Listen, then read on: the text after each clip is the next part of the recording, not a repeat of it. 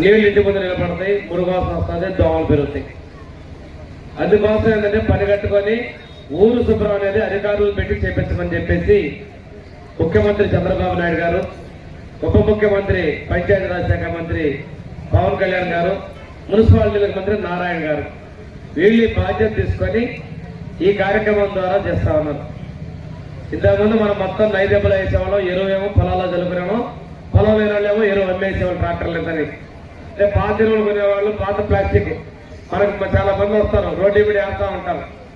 వాళ్ళు చిట్టు కాగితాలు లేవు అనుకుంటాం, కానీ వాళ్ళు ఆ పని చేయకపోతే మన ఊరు చుట్టూ కాగితాలు మిగిలిపోయేది. వాళ్ళు అవి తీసుకెళ్ళి అమ్మి డబ్బులు తీసుకొచ్చుకుంటారు ఆ కాగితాలతోటి. ఇప్పుడు మనం కూడా మనకి అవసరమైన కూరగాయలు, ఉల్లిపాయలు వాటి ద్వారా ఇచ్చేటువంటి పరిస్థితి కూడా రాబోతున్నాను. మన ఇల్లు శుభ్రం పెట్టుకోవాలి, మన బజారు శుభ్రంగా ఉండాలి, మన ఊరు బాగుండాలి, మండలం బాగుండాలి, జిల్లా బాగుండాలి అనేది ముఖ్యమంత్రి గారు ప్రతిసారి కూడా ప్రత్యేకంగా నెలకొకసారి దీని గురించి మాట్లాడతారు.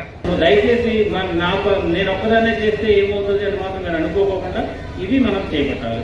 మూడో కార్యక్రమం ఏంటి? ముస్తాబ్ అనేది ఒక కార్యక్రమం చేస్తాం. ముస్తాబ్ అంటే దాని అర్థం ఏంటి?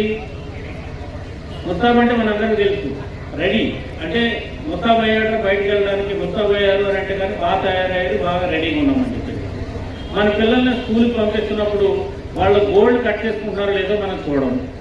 సో మన పనిలో మనం ఉంటాము. తర్వాత వాళ్ళు చేతులు కడుక్కుంటున్నారో లేదో చూడము, తర్వాత తల దూకుంటున్నారో లేదో చూడము.